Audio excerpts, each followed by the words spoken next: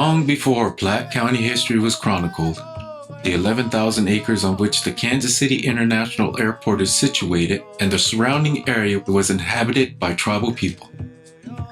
Archaeological artifacts found in the county date back to 2500 BC. Later Indian tribes settled throughout the region and were documented between the 1540s and throughout the early 1800s, first by Spanish explorers and then by French trappers and merchants. The Indian Removal Act, passed by the U.S. Congress in 1830 and implemented by President Andrew Jackson, pushed many eastern tribes off their ancestral lands to Indian country, which was a vague term for lands west of the white settlements. In 1836, the Platte Purchase moved Indian tribes again in order to extend Missouri territory and provide fertile farmland to white settlers. The Missouri River and the state of Missouri got their name from the Missouri people who once lived in the territory until they were displaced by white American settlers. Founders of Kansas City, Missouri, co-opted the name for their town from the Kansas Indians, who had lived on the west banks of the Missouri River and were later moved west along the Kansas River. Missouri and Kansas became involved in international trade in 1821. Following trade routes used by Plains Indians and the Spanish with the Pueblo Indians, the Santa Fe Trail became a two-way international trade route with the Hispanic world and the U.S. Western settlements. In 1821, Missouri entered the Union as a slave state. After the Louisiana Purchase, white settlers began to move westward into Missouri. Then, after 1820, the pace of migration into Missouri's Little Dixie region along the Missouri River quickened as land-hungry planters from the Upper South sought new farmland to grow tobacco and hemp as their main cash crop. On March 28, 1837, as a result of the Platte Purchase of 1836, the U.S. government opened for settlement into what would become Platte County by moving indigenous tribes off their land to Indian country west of the Missouri River. Many of these settlers brought or later purchased enslaved people for the intensive labor required to sustain their way of life. By the 1860 census, the population of enslaved people in Platte County was 3,313. The landed gentry of Platte County became wealthy mostly by the labor of enslaved people. Hemp growing required back-breaking hand labor to extract the fibers required for rope and twine, a vital commodity for the cotton growers of the South. They built fine homes that replicated the plantation mansions of the South. By 1861, Platte County was involved in Civil War skirmishes, small battles, and raids on both sides of the Missouri-Kansas border. Both pro-Confederate and pro-Union supporters in the county suffered hardship and economic ruin because of the loss of slave labor. All kind of coming back now. We packed up all the possibles. You're probably wondering why I got this here on. This is what I wore during the war. That's a whole different story there.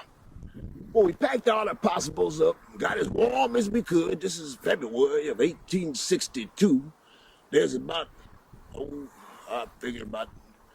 of us, and there were two young'uns, too. Well, at any rate, we said goodbye to farm life. We were saying goodbye to slavery. In the back of my mind, I was saying goodbye to Master Jesse. Abolishing enslavement in Platte County impacted the economy and way of life.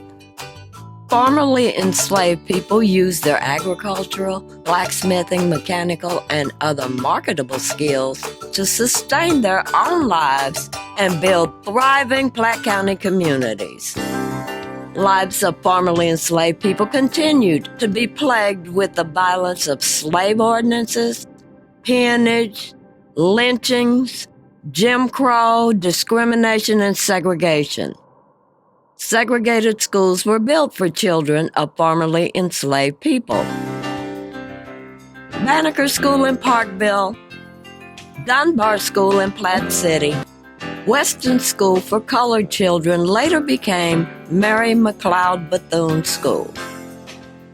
Formerly enslaved people built Washington Chapel, CME, and Mount Washington Baptist churches in Parkville, Second Baptist Church in Platte City, and Second Missionary Baptist and African Methodist Episcopal churches in Weston. Milt Paxton, an enslaved person, was brought to Platte County from Kentucky by W.M. Paxton, a prominent lawyer, real estate holder, and genealogist. After emancipation, Milt's son, David, changed his surname to Pearl. In 1890, David and Mary Pearl purchased land in Parkville, Missouri.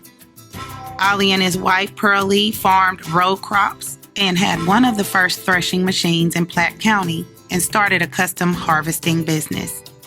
Today, farming continues on the Pearl family farm, with Michael and Margarita and children running a successful commercial produce business. The Pearls are a lasting legacy of enslaved ancestors of the airport land.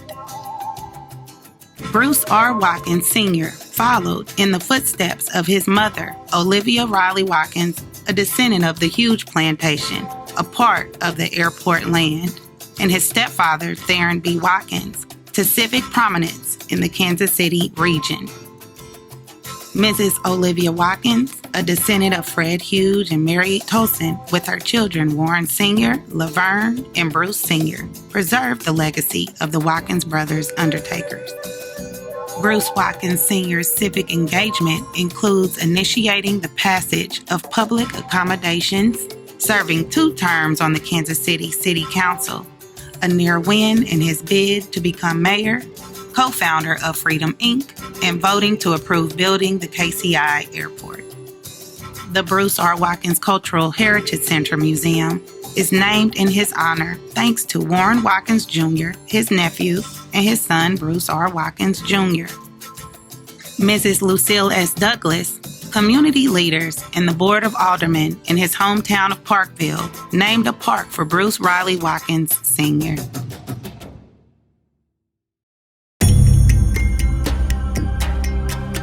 Archaeologist Dr. James Johnson traced his Platte County ancestry to his great-grandfather, George Washington, who was enslaved on the Jesse Miller plantation located by the Kansas City International Airport land. Young George escaped the plantation by crossing the frozen Missouri River near Parkville in 1862. He later joined the Union Army. Surviving Civil War battles, he married formerly enslaved Amanda Sampson and raised their family near Clinton, Kansas. Platte County historian Shirley Hendricks Kimsey, with Dr. Johnson and Warren Riley Watkins Jr. and descendants of enslaved people of Platte County, met with Gordon Miller and his son Olin Miller, descendants of enslaver Jesse Miller. They launched a pathway to healing to bring about reconciliation and understanding. Together with others, they successfully challenged Kansas City's efforts to disinter and move human remains from family cemeteries on or near the KCI airport property.